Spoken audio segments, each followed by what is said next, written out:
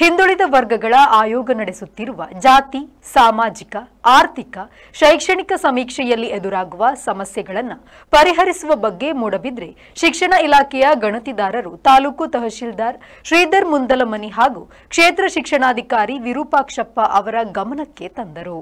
ಗಣತಿದಾರರಾಗಿ ಆಯ್ಕೆಯಾಗಿರುವ ಪ್ರಾಥಮಿಕ ಶಾಲಾ ಶಿಕ್ಷಕರು ಹಲವಾರು ತಾಂತ್ರಿಕ ತೊಂದರೆಗಳನ್ನು ಎದುರಿಸುತ್ತಿದ್ದಾರೆ.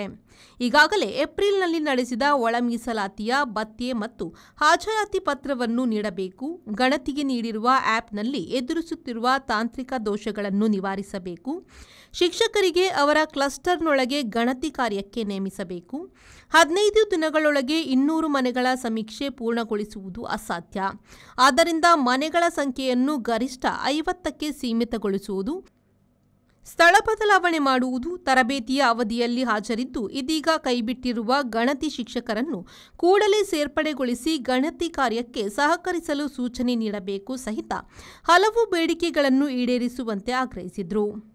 ಟೀಚರ್ಸಿಗೆ ಅವರ ಗ್ರಾಮದ ಏರಿಯಾ ಬಿಟ್ಟು ಬೇರೆ ಗ್ರಾಮಕ್ಕೆ ಹಾಕಿದ್ದಾರೆ. ಅದು ಲೇಡೀಸಿಗೆ ತುಂಬ ಕಷ್ಟ ಆಗ್ತದೆ ಸರ್. ಅಂದರೆ ಕೆಲವು ಥರ ಮ್ಯೂಚುವಲ್ ಥರ ಆಗಿದೆ. ಕೆಲವು ಈ ಏರಿಯಾದವರನ್ನು ಇನ್ನೊಂದು ಕಡೆ ಹಾಕುವಾಗ ಆ ಏರಿಯಾದವರನ್ನು ಈ ಏರಿಯಾಕ್ಕೆ ಹಾಕಿದ್ದಾರೆ. ಅಲ್ಲಿ ಅವರಿಗೆ ಮ್ಯೂಚುವಲ್ ಆಗಿ ಕೊಟ್ಟರೆ ಒಳ್ಳೆಯದು. ಒಂದು ವೇಳೆ ಈಗ ಅವರ ಗ್ರಾಮವೇ ಆಗಲಿಲ್ಲ, ಪಕ್ಕದ ಗ್ರಾಮ ಕೊಡಬೇಕು, ಎಲ್ಲೆಲ್ಲೋ ಹಾಕಿದ್ದಾರೆ. ಅದೊಂದು ಸರ್ ಸಮಸ್ಯೆ. ಇನ್ನೊಂದು ಕೆಲವರಿಗೆ 200ಕ್ಕಿಂತ ಜಾಸ್ತಿ ಮನೆಗಳಿವೆ. ಶಿಕ್ಷಕರ ಸಮಸ್ಯೆ ಆಲಿಸಿದ ತಹಶೀಲ್ದಾರ್ ಪ್ರತಿಕ್ರಿಯಿಸಿ, ಒಂದು ಶಾಲೆಯಲ್ಲಿ 2 ರಿಂದ 3 ಜನ ಶಿಕ್ಷಕರಿದ್ದು ಆ ವ್ಯಾಪ್ತಿಯಲ್ಲಿ ಒಂದೇ ಬ್ಲಾಕ್ ಹೊಂದಿದ್ದಾರೆ. ಒಬ್ಬ ಶಿಕ್ಷಕರನ್ನು ಮಾತ್ರ ಆ ಪ್ರದೇಶಕ್ಕೆ ನೇಮಿಸಲಾಗುತ್ತದೆ.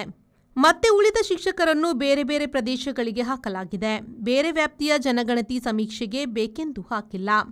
ಆದರೆ ನಿಮ್ಮ ವ್ಯಾಪ್ತಿಯಲ್ಲಿ ನಿಮಗೆ ಹತ್ತಿರವಿದ್ದು ದೂರದಿಂದ ಬರುವವರು ಸಮೀಕ್ಷೆ ನಡೆಸುವುದಾದರೆ ಅದರ ಬಗ್ಗೆ ತಿಳಿಸಿ, ಅದನ್ನು ಸರಿಪಡಿಸಿಕೊಡಲಾಗುವುದೆಂದು ತಿಳಿಸಿದ ಅವರು, ವಯಸ್ಸಾದವರಿಗೆ, ಆರೋಗ್ಯ ಸಮಸ್ಯೆ ಇದ್ದವರಿಗೆ ಯಾರಿಗೂ ಸಮೀಕ್ಷೆಗೆ ಹಾಕಿಲ್ಲವೆಂದು ಸ್ಪಷ್ಟನೆ ನೀಡಿದರು.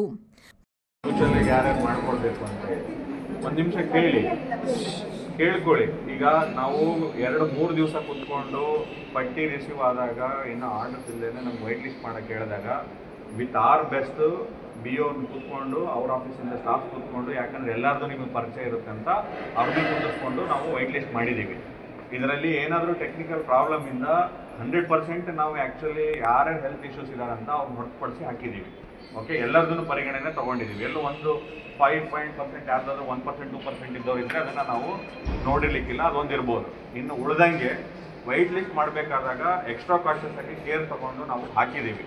ಆದಾಗ್ಯೂ ಕೂಡ ಒಂದು ಶಾಲೆಯಲ್ಲಿ 2 ರಿಂದ 3 ಜನ ಟೀಚರ್ಸ್ ಇದ್ದು ಆ ಏರಿಯಾದಲ್ಲಿ ನಮಗೆ ಒಂದೇ ಒಂದು ಬ್ಲಾಕ್ ಇದ್ದರೆ ಅದರಲ್ಲಿ ಒಬ್ಬ ಟೀಚರ್ ಮಾತ್ರ ನಾವು ಹಾಕಬೇಕಾಗುತ್ತೆ.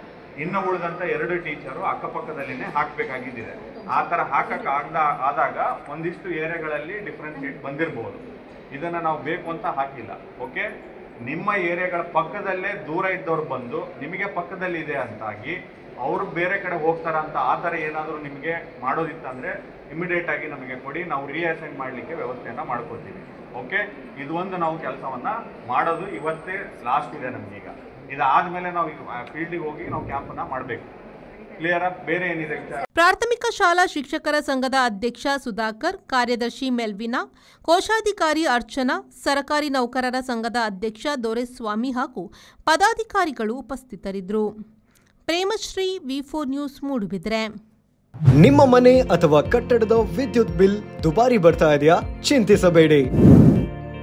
ವಿನಾಯಕ ಮಾರ್ಕೆಟಿಂಗ್ ಪ್ರಸ್ತುತಪಡಿಸುತ್ತಿದೆ ಸೋಲಾರ್ ಆನ್ ಗ್ರಿಡ್ ಮತ್ತು hybrid roof top solar system.